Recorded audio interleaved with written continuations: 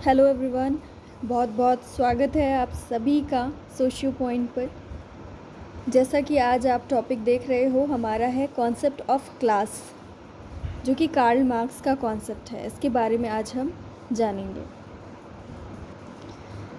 बहुत ही पेशेंस के साथ आज का लेक्चर आपको ज्वाइन करना है। इसमें मैंने बहुत सारी बारीक डिटेल्ड बातें आपको बताई हैं, आपको समझाई हैं, ठीक है। तो उम्मीद करती हूँ कि मेरे इस लेक्चर का आप पूरा फ़ायदा लेंगे, ठीक है।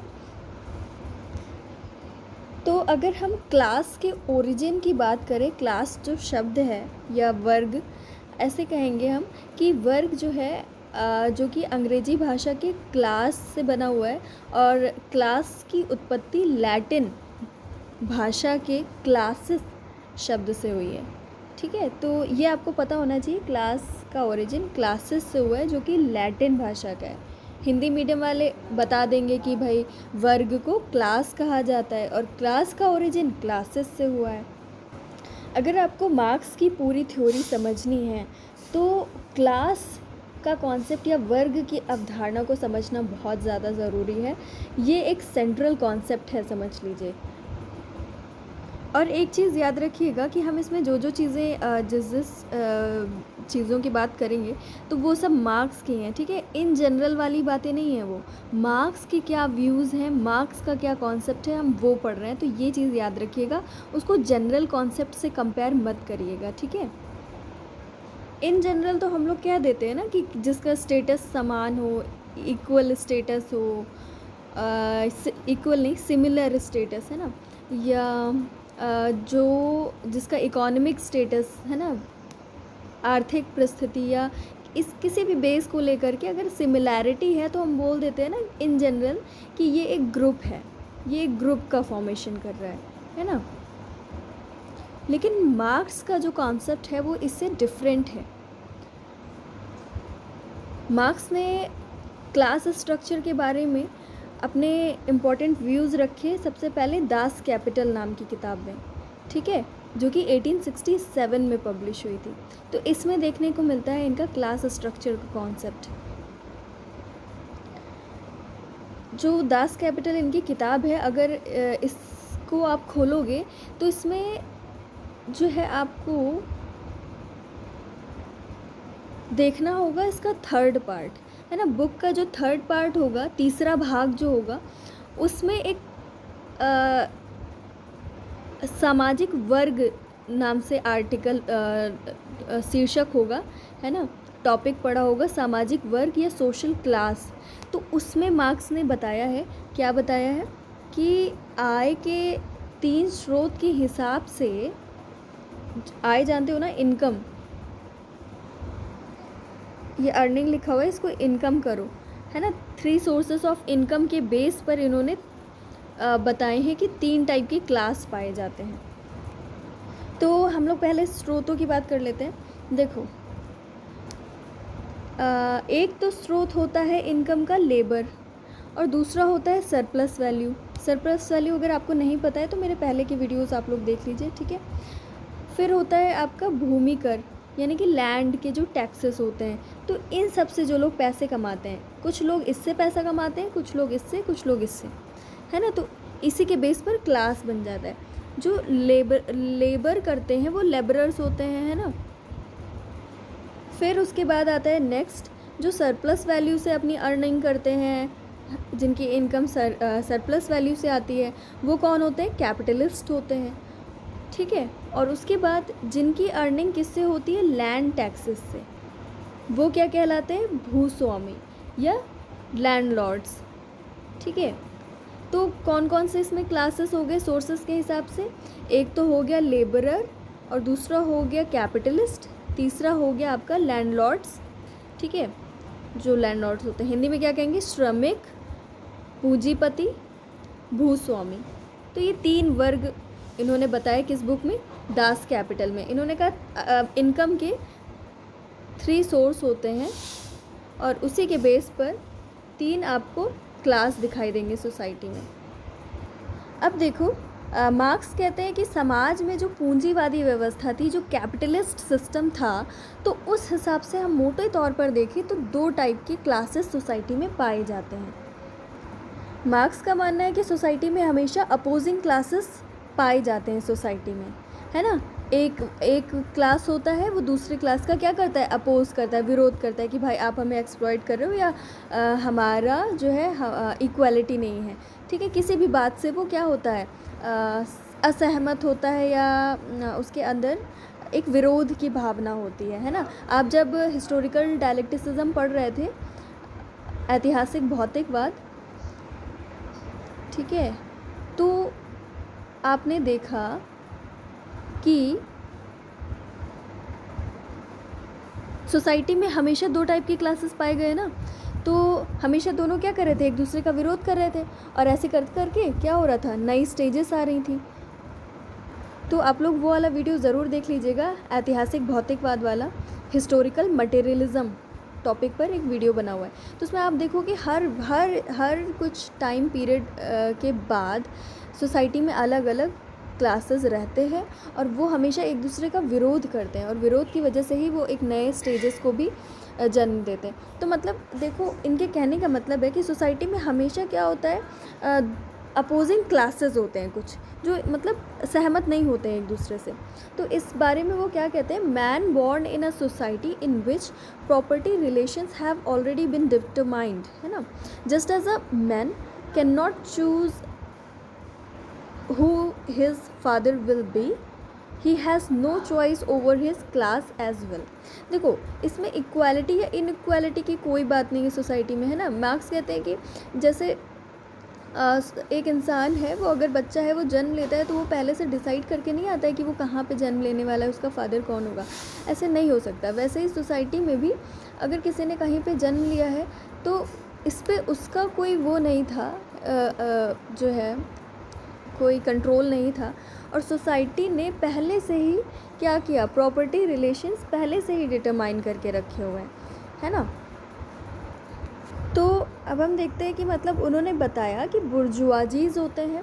अगर हम कैपिटलिस्ट सोसाइटी की बात करें तो 2 टाइप के क्लासेस होते हैं, पूंजीवादी व्यवस्था की बात करें अगर, बुर्जुआ वर्ग, बुर्जुआसीज, और सर्वहारा वर्ग, प्रोलेटरिएट, ठीक है।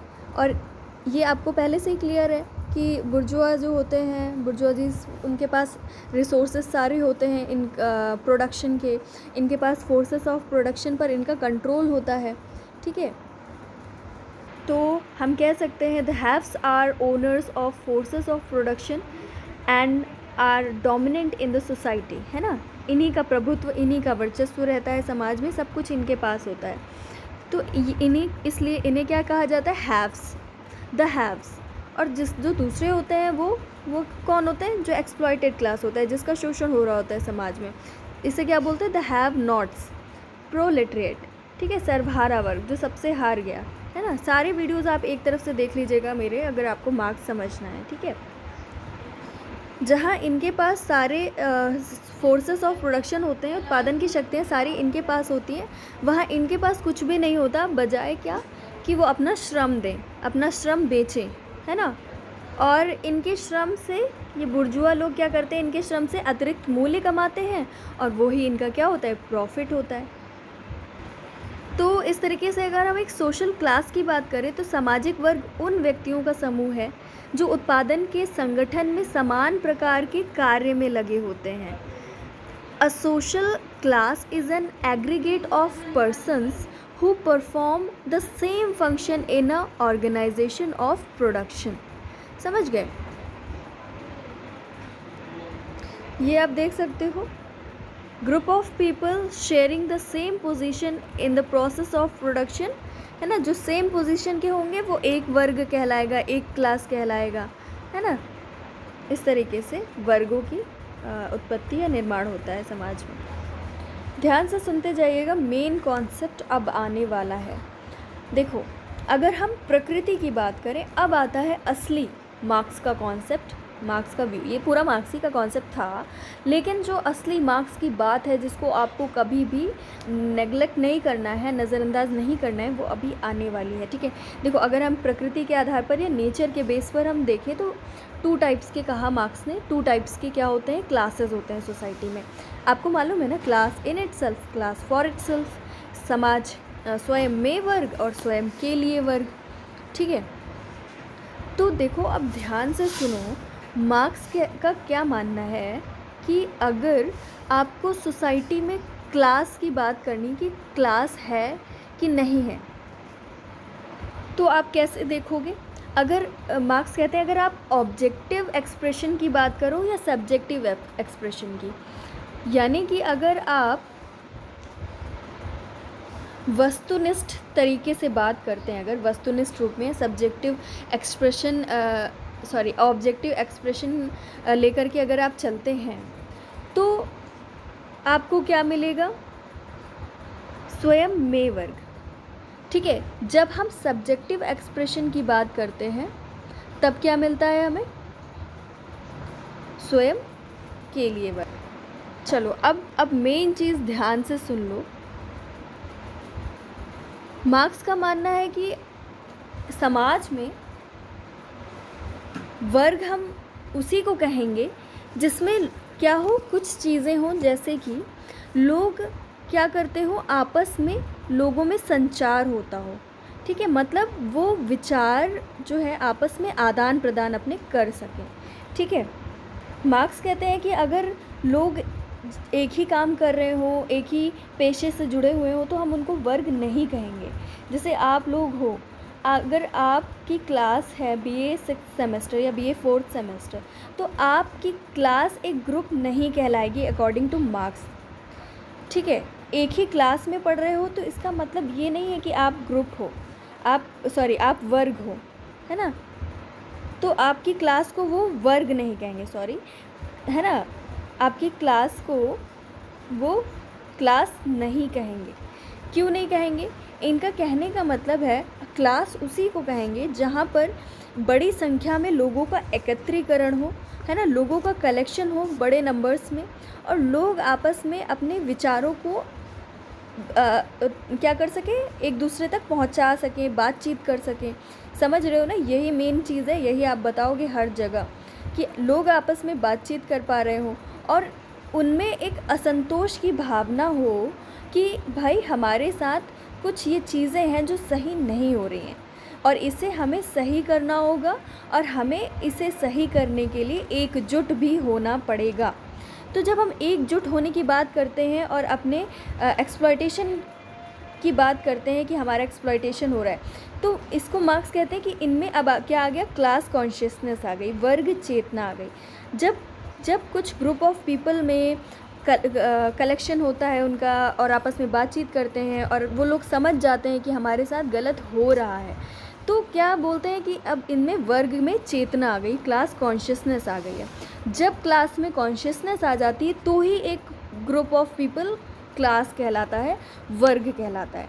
अगर एक क्लास के स्टूडेंट हैं, अगर BA 6 सेमेस्टर के स्टूडेंट हैं, तो वो तब तक क्लास नहीं कहलाएंगे जब तक उनमें आपस में बातचीत ना हो, वो लोग उनके साथ क्या गलत हो रहा है क्या सही हो रहा है इस बारे में वो अवेयर ना हो। समझ गए? अवेयरनेस ही क्या होती है, चेतना होती है, कॉन्शियसनेस होती है, ठीक है।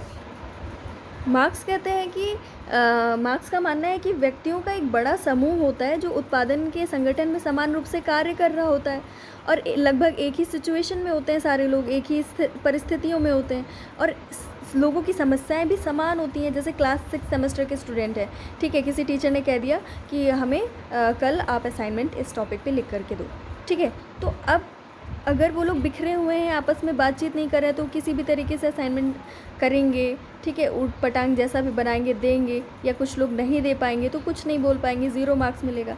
लेकिन वहीं अगर सारे लोग आपस में बातचीत करते हैं, जागरूक हैं कि भाई इतनी जल्दी कैसे कोई कर सकता है, ठीक है, तो अगर इस तरीके से कॉन्शियसनेस होती है तो ही वो एक क्लास है, अगर इस तरीके की कॉन्शियसनेस नहीं है तो वो एक क्लास नहीं है। ऐसे ही सोसाइटी में अगर वो लोग सिमिलर हैं इकोनॉमिक बेस पर या किसी भी बेस पर, अगर वो एक ही काम करते हैं, एक ही फैक्ट्री में भी काम कर रहे हैं, लेकिन अगर वो लोग कॉन्शियसनेस उनमें नहीं है, उनमें वर्ग में चेतना नहीं है, तो मार्क्स कहते हैं कि वो क्लास नहीं कहलाएगा।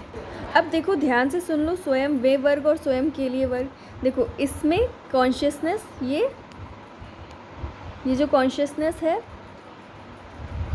इसमें नहीं रहती है, इसमें रहती है। ठीक है, ये क्लियर कर लो पहले। इसमें नहीं रहती है कॉन्शियसनेस, इसमें रहती है। ठीक है, इसीलिए ये नेचर के बेस पर हम इसे क्लास कह सकते हैं। बट एक ट्रूली जो ट्रू क्लास है, मार्क्स ने कहा जो ट्रू क्लास है वो क्या है, ये है ट्रू क्लास। सही जिसे हम एग्जैक्ट क्लास कहेंगे, वर्ग कहेंगे, वो क्या है, स्वयं के लिए वर्ग है। ठीक है, जैसे हमारे भारत देश की स्त्रियों को ले लो। स्त्रियों को बोला कि आप क्या करो, घर में खाना बनाओ और बड़ा सा घूंघट करो, फेस किसी को नहीं दिखाना है, पैर किसी को नहीं दिखाना है, बाकी जब सब तो छोड़ ही दो, जब फेस पैर नहीं दिखाना है तो ये सब कहीं नहीं दिखना चाहिए और घर के अंदर रहना है ना। हमेशा क्या करना है, सबकी बात माननी है, कोई थप्पड़ मार दे तो जवाब नहीं देना है। आपको कुछ अगर कुछ भी चाहिए, कुछ भी किसी चीज़ की ज़रूरत है तो क्या करना है, बोलना नहीं है ना। आप उसके लिए कुछ भी अपना हक नहीं मांग सकते। तो औरतों को ये सब बोल दिया है कि आप घर की प्रॉपर्टी हो, प्राइवेट प्रॉपर्टी, आपकी जहाँ शादी हो गई वहीं से आपकी अब अर्थी उठेगी। अब आपको वहाँ से कहीं जाना भी नहीं है, कहीं जा भी नहीं सकती अब आप, ये सब सिखा दिया। ठीक है, हम अगर भारत की बात करें तो अब स्त्रियाँ क्या करेंगी, वो सारी बातें मानने लगेंगी। ठीक है, चुपचाप मानेंगी, एक्सप्लॉयटेशन सहेंगी और उनके साथ बुरा होगा, दहेज हत्या की जाएगी, जलाई जाएंगी, घर से निकाली जाएंगी, विधवा होने पर उनके साथ बुरा सलूक किया जाएगा, सब कुछ किया जाएगा। बट कोई कुछ नहीं बोल रहा है, वो सब सह रहे हैं। तो यहाँ पे क्या है, क्लास इन इटसेल्फ है, वो अपने में ही अभी हैं, उनके अंदर कोई अवेयरनेस नहीं है। उनको ये भी नहीं पता कि वो एक ह्यूमन है, उनको ये भी नहीं पता कि वो इक्वल है सोसाइटी में, उनको कुछ नहीं मालूम। उनको सिर्फ इतना मालूम है कि वो एक औरत है और औरत का सिर्फ इतना ही हक होता है कि वो घर पे खाना बनाए और सबकी बात माने। उसका कोई सपना नहीं होता, कुछ भी नहीं होता, है ना। तो जब तक वो ये बात मान रही थी तब तक क्या था, क्लास इन इटसेल्फ था। जब उसे पता चला, कॉन्स्टिट्यूशन आया, उसे पता चला कि हम सब समान हैं, हम सब में इक्वालिटी है। ठीक है, सबको पता चल गया, सारे कास्ट को पता चल गया, सारे ग्रुप्स को पता चल गया। अब बारी आई औरतों की, स्त्रियों को भी पता चल गया। जब स्त्रियों को पता चला तो उसने क्या किया, विरोध करना शुरू किया, है ना, अपनी बात उठानी शुरू करी। ठीक है, और कई ऐसी समस्याएं थी जिसके लिए उसे आंदोलन भी करना पड़ा। अब वो पढ़ने भी जा रही है। ठीक है, अब वो क्या कर रही है, एक दूसरे के लिए क्या कर रही है, एक दूसरे का सपोर्ट कर रही है ना। जैसे मी टू मूवमेंट है तो वो क्या है, सारे लोग एकजुट हो गए और एक दूसरे का सपोर्ट कर रहे हैं। तो यहाँ पर जब स्वयं में वर्ग था, अब यहाँ पे स्वयं के लिए वर्ग हो गया है, क्योंकि वो लोग जागरूक हो गए हैं। उन्हें पता चल गया है हमारे साथ जो हो रहा था एक्चुअली में वो हमारी नियति नहीं है, वो हमारे साथ गलत हो रहा था। तो अब हमें सबके लिए काम करना है, हमें सबके लिए खड़े होना है। तो क्लास फॉर इटसेल्फ है, और जब तक हम एक नहीं होंगे, जब तक हम एकजुट नहीं होंगे, तब तक हमारा कोई अस्तित्व नहीं है, हमारे ऊपर एक्सप्लॉयटेशन होता रहेगा। तो सेम यही आप कैपिटलिस्ट सिस्टम में समझ लो। जो वर्कर्स थे अब उन्हें समझ में आने लगा कि जो कैपिटलिस्ट हैं, जो पूंजीपति हैं, अगर हम उनके यहाँ काम ना करें तो ये लोग कुछ भी नहीं हैं। अब उन्हें समझ में आने लगा था, अब उन्हें पता चल गया था कि अगर हम इनसे कोई मांग रखते हैं तो ये पूरी करेंगे भाई, नहीं करेंगे तो हमारे हाथों से ही इनका अनाज, हमारे हाथों से ही इनका प्रोडक्शन होता है। ठीक है, अगर हम नहीं करेंगे तो ये कुछ नहीं है। तो जब इनमें ये कॉन्शियसनेस आ गई और इन्हें पता चला कि हमें तो बहुत कम पैसा मिल रहा है, हमें तो इतना पैसा मिलना चाहिए, हमें तो लीव्स भी मिलनी चाहिए, छुट्टियाँ भी मिलनी चाहिए, तो क्या है, अब ये सब जागरूकता आ गई है। तो यहाँ पे स्वयं के लिए वर्ग हो गया है। जब यहाँ पे विरोध कर रहे हैं लोग, जागरूक हो गए, और यहाँ पर क्या था, बस सहे जा रहे थे, अपनी हालातों पे अपनी भाग्य समझ रहे थे। ठीक है, तो ये सारी चीज़ें हैं, और समझ गए ना, जहाँ पे कॉन्शियसनेस होती है उसी को इन्होंने कहा है कि ये ट्रू क्लास होता है, वो ही एक सही मायने में वर्ग होता है। ठीक है, तो यही सारी चीज़ें आप बताओगे। इसके बाद हम लोग पढ़ेंगे क्लास कॉन्फ्लिक्ट वाली थ्योरी, वर्ग संघर्ष का सिद्धांत पढ़ेंगे, ठीक है। तो जो चीज़ें अगर नहीं समझ में आई हो तो वो मुझे बता दीजिएगा कमेंट में, ठीक है। नेक्स्ट लेक्चर में उसको कवर कर दूँगी मैं, ठीक है।